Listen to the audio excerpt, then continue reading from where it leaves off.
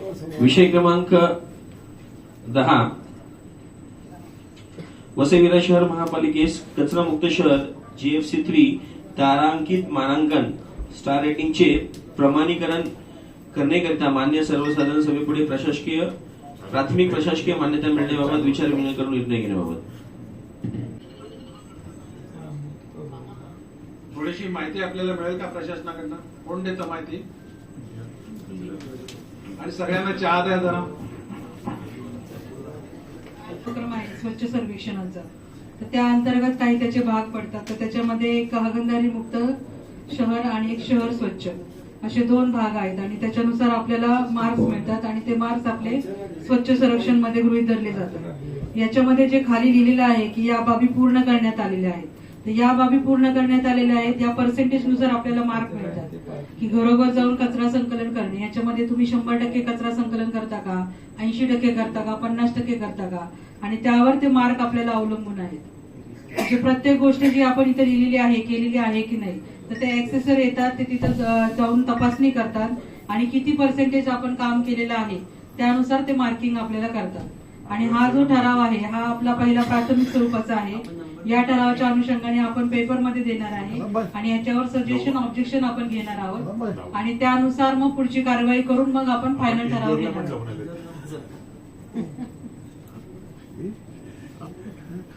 Indoor झालं, outdoor झालं, कचरा काही साफ नाही झाला, त्याच्यामुळे 39 किलो.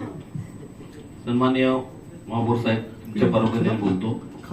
कामाची आवश्यकता दिवे मॅडम, माझे मुद्दे आहेत ना तेच उत्तर देते. त्यांनी उत्तर द्यायचंच नाही, मी सांगितलं.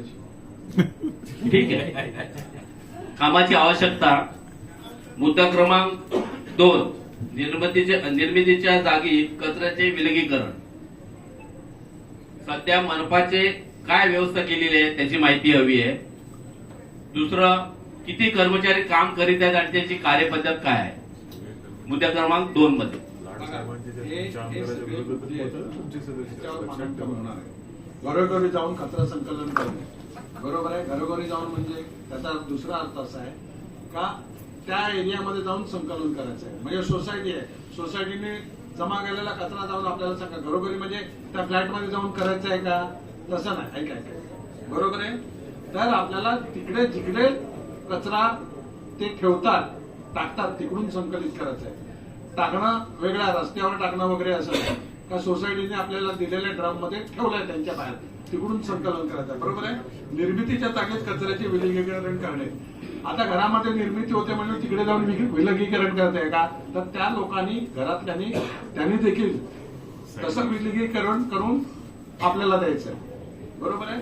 ते विलगीकरण होत असताना कुठे होत नाही, तर इमारतीमध्ये होत नाही. इमारतीमध्ये होत नाही, चाळीमध्ये जास्ती प्रमाणात होते. त्याचं कारण असं का चाळीतला माणूस प्लास्टिक, काच वगैरे बाटल्या बिटल्या बाजूला ठेवतो, तो विकतो किंवा त्याचा वापर करतो, काय करायचा तो, आणि फक्त कचरा आहे तोच टाकत असतो. त्यामुळे सगळ्या ठिकाणी हे करायला पाहिजे. हळूहळू सवय होईल का घरामध्ये 2 डबे ठेवायचे, 3 डबे ठेवायचे, हा जो विषय आहे. म्हणजे युरोपला काही ठिकाणी काल आम्ही ऐकलं 12-12 ठिकाणी देखील वर्गीकरण 12 वेगवेगळ्या ठिकाणी होतं वर्गीकरण, असं ते होतं. आणि साहेबांनी मगाशी विषय सांगितला ना, त्याच्यामध्ये जे प्लास्टिक काढलं हे काढलं, प्लास्टिक डम्पिंग ग्राउंडवर महत्वाचा प्लास्टिक जातच नाही. कचरा जिकडे गाडीत जातो तिकडेच वर्गीकरण होतं आणि त्याची विल्हेवाट ते कर्मचारी लावत असतात. लक्षात आलं का? तर हा जो मुद्दा आहे ना, तर तो विलगीकरण म्हणजे त्यांनी आपल्याला द्यावं असं करून वेगळं ओला आणि सुका असं. हा दुसरे काय मुद्दा क्रमांक 5 100 किलोपेक्षा जास्त घाऊक कचरा निर्माण करणाऱ्या संस्थांमार्फत कचऱ्यावर जागेत प्रक्रिया नियम आलेला आहे. तो 100 किलोच्या वरती जास्त कचरा निर्माण होईल त्याची विल्हेवाट त्यांनी तिकडेच लावायची. महापालिकेने कोणती संरचना उभारली आहे? महापालिकेने नाही, त्या इमारतीने त्यांच्या कचऱ्याची विल्हेवाट त्यांच्या जागेमध्येच करायची. मग ही अशा जागा फक्त सोसायटीमध्येच करणार का इतर ठिकाणी? सोसायटीने 100 किलोच्या वरती जर जिकडे कचरा निर्माण होतो त्यांनी तिकडेच त्याची विल्हेवाट लावायची, जबाबदारी त्याची आहे. मुद्दा क्रमांक 9 प्लॅस्टिक बंदीची अंमलबजावणी करणे, नियमाचे उल्लंघन केल्यास दंड आकारणे. महापालिका कार्यालयातच प्लास्टिकचा वापर आहे, आपण सुद्धा प्लास्टिकच पाणी पितोय. प्लास्टिक म्हणजे काय, नियमाच्या बाहेर असेल, जे नियमामध्ये वापरण्यात योग्य आहे ते प्लास्टिक वापरायचं. जे हा त्याच्यावर दंड आकारणार नाही ना, दंड आकारला जाईल असं तरतूद आहे. मुद्दा क्रमांक 11, कचऱ्याच्या ढिगाचे निर्मूलन करणे. कोणकोणत्या ठिकाणच्या कचऱ्याचे ढीग हटविले आहेत?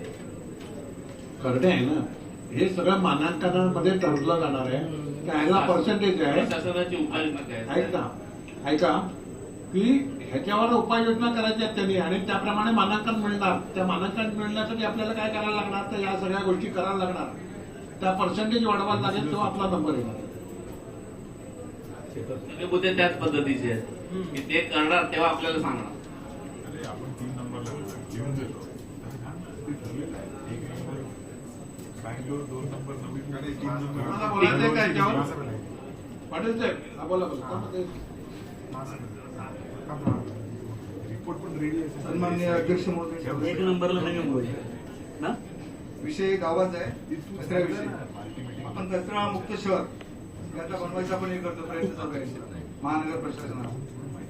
त्याच्यामध्ये परंतु हे काही कोंबडीचे दुकानवाले जे पर्टिक्युलरली जे आहेत किंवा अन्य लोक आहेत, हा आपला कचरा हा रात्री कधीतरी उशिरा येऊन त्या आपल्या कुठेतरी, आता बोळीला आपण पुढे गेलो सफेद लाल पुलाकडे की तिकडे किंवा 4th रोडला ज्या ज्या ठिकाणी नाले आहेत त्या त्या ठिकाणी हे टाकतायत.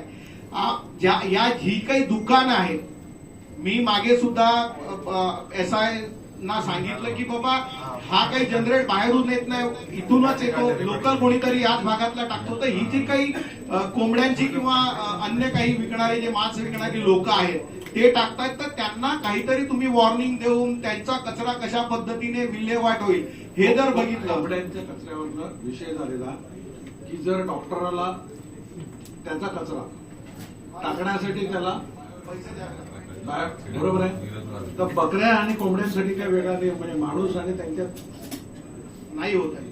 दादा 11 नुसार तर ते त्यांच्यावर कारण हा विषय आमच्या काही सदस्यांनी आणलेला. त्याचं कारण असं की गल्लोगल्ली कोंबड्याची आणि सगळ्यांची दुकानं झालेली आहेत, नागरिकांना त्रास व्हायला लागला.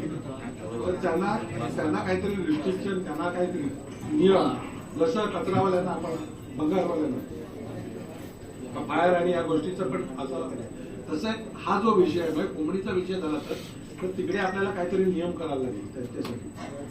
कारण काय झालं, कोणी आणतो कोंबड्या ठेवतो, सगळं घाण होते, आजूबाजूला एक तर त्याची नोंद महापौर सन्माननीय महापौर साहेबांनी आपण सांगितलं त्याच पद्धतीने मी सुद्धा त्याच पद्धतीने SI बोललो की त्यांना कुठेतरी तुम्ही कायद्यामध्ये आणा, त्यांना नियमामध्ये आणा. आपण हॉस्पिटल आणि बाकी सगळं बायोवेस्ट जर या करत असं तर हे पण त्याच पद्धतीने झालं पाहिजे.